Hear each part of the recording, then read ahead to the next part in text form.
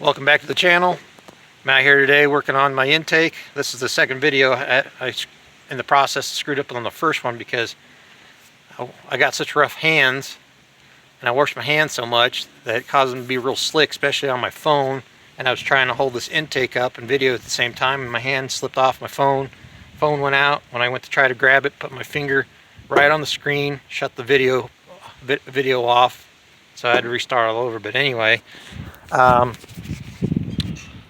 got my 22-gallon Harbor Freight air compressor out here, Harbor Freight die grinder and assorted die grinder bits. This one's from Fastenal, so this is about a $40-$60, somewhere between $40 and $60 bit. And I got another one in the house somewhere that's about the same as much that I bought from a machine specialty place in Springfield, Missouri.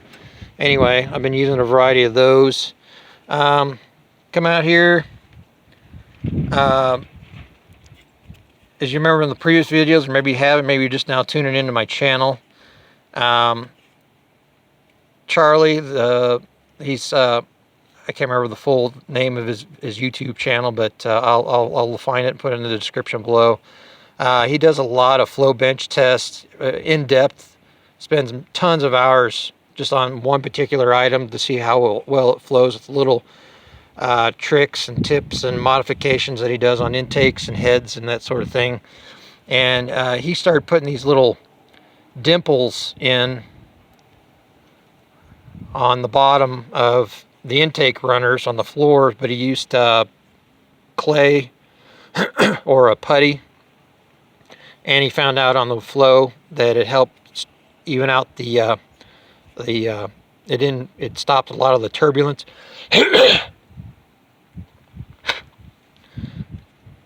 And it also kind of helped atomize the fuel when it hits the bottom. Well, anyway, in another video, what he did was took the same type of die grinder bit and kindly on the back of the tulip on the valve, he gently let it bounce across the valve all around on the surface that the air and stuff runs down onto the back of the valve. And he said by creating that rough texture, it helps atomize the fuel without interfering with the flow and stuff. And so I took that technology that he passed along and I decided to do it down here. So while I was running, I just let this sit down on here and kind of full bore and just kind of bounced across over here until I got all the way back in there. And all the way in there as far as I could go. Same thing with there. And so now it's got, besides the dimples, it's got rough texture, so that'll help with atomization of the fuel. And then I've got that, this is a 360 factory Mopar 360 Thermoquad intake that somebody modified. They took out the little square notch, a little square extension here and over here, and basically gave it a teardrop or a pear shape. And then I'm going to be using these type of gaskets here, but I'm going to cut out the divider between the secondaries and the primaries, and that'll help with flow and the pressure going back and forth between both runners as the valves and pistons go open and close, or the valves will open and close and the pistons go up and down. It transfers the I guess you could say pulses or whatever you want to call it back and forth between these two runners. Anyway, the other thing I wanted to do is I gasket match the exhaust crossover ports. As you can see, I did this one. It's almost kind of like a slice of bread or maybe a slight peanut shape, but by putting that on there, making sure the bolt holes were lined up, and then just the way they casted this intake, that's how it turned out. But I got all the rough texture smoothed out in there so carbon don't stick to it. And then on the other side, turn it around, I got down in all these ports, cleaned up the rough castings, cleaned out all this stuff down here too, and all the way down and back up in there as far as I could go with this one right here and a light. And then I came back around and used the same gasket on this opposite side. There we go. And yeah, it looks kind of oval shaped over here on this side, but like I said, it was the way they casted the intake and the way the bolt holes match up on the gasket. There's no restriction now, and like I said, I smoothed everything out. This was like a big had like a retaining wall coming up off from the casting, so I smoothed all that out so it can just go straight in there or come straight back down through. And anyway, I didn't have to do anything to the intake port, the ports. And now that I got it wiped down, here in a few minutes I'll go ahead and paint it. I decided to go with this, I always use the Rust-Oleum products on the engines and the exhaust manifolds and the drum brakes and stuff. Rust-Oleum makes really good. I use the grill / fire pit high temp paint from Rust-Oleum, and so give me a few minutes, I'll have this set up and I can go over there and paint it. And yeah, I was gonna go with the Rust-Oleum 800 or 900 degree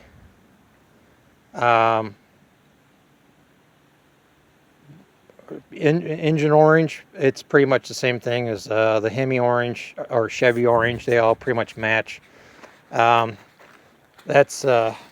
but I wanted to keep the quote unquote aluminum intake look, even though this is not an aluminum intake. So I got this stuff. It's aluminum, but anyway, we're gonna paint this real quick. I'm not even gonna worry about wiping it down today. I'll come back over on the gasket surfaces if there's some overspray or something, and do that.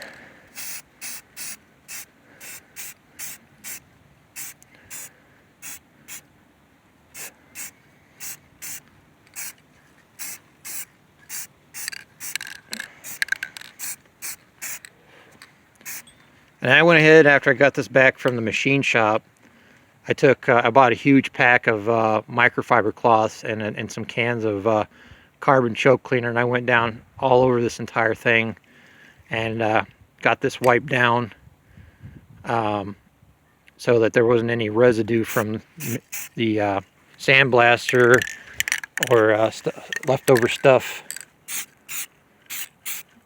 from any of the other process. And in between painting, I shake the can. Sorry, it might be a little annoying from your end, but that helps keep it stirred up.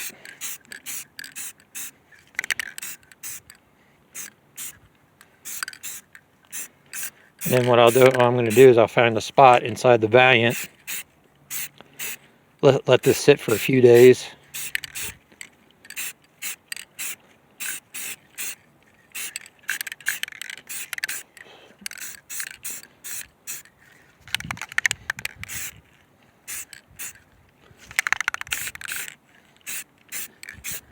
And give me a few, and because I know you're not going to want to sit here and watch me do this for like several minutes, finish this painting this, but okay, finally got it done. And the other thing I forgot to tell you too on this, not only is it up to 2,000 degrees, but it's gas and oil resistant, no peeling promise, adhesion guaranteed. But anyway, that's the let's see if I can get this to stop. A lot of wind out here. There it is. Well, my phone's wanting to be a booger today. There's the part number in case you need it from Rust-Oleum. I bought this at Menards because Menards carries a lot of automotive spray paints as well. But yeah, there it be. I know it don't look the greatest right now because we got a lot of overcast and the wind's picking up.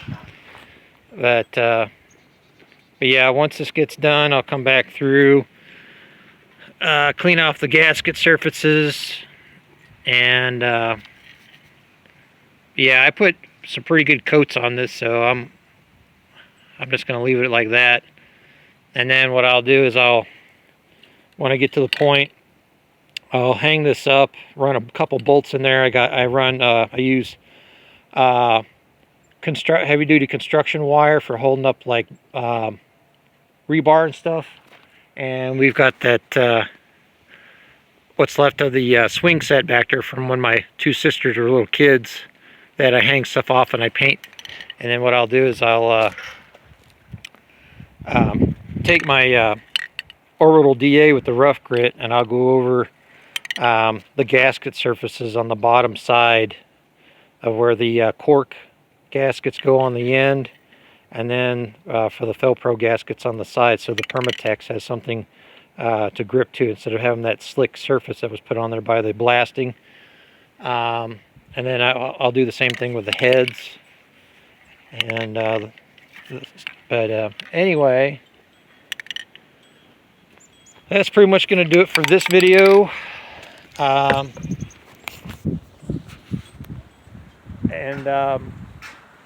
got another part of an allergy test I got to go take care of Friday. That's going to deal with allergies from out of the environment, whether it be inside the home, outside, whatever. See what's going on. Besides my food allergies that I've been diagnosed with. So I don't know if you can tell, with the wind blowing and everything, I'm on a regular antihistamine, one a day, and then if I start to get puffy and red, irritated, I can take an additional, like a children's Benadryl chewable, and then they prescribe me a hormone, or not a hormone,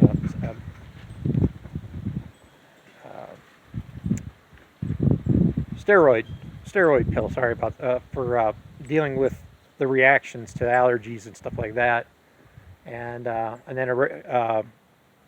then just be on the safe side, because the allergies, the food allergies, sometimes might be messing with my digestion. I got to take a acid reducer pill too on top of all that crap.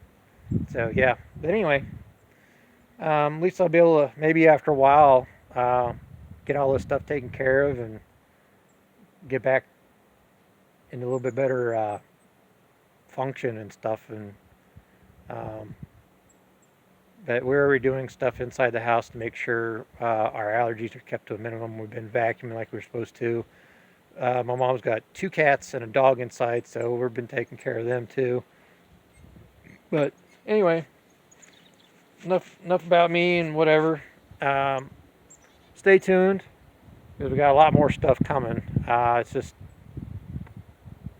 dealing with health, work schedule, and the weather. They're predicting more rain and possibly another chance for some snow here about towards next week or something. So whatever they decide to cook up, I guess. So until next time.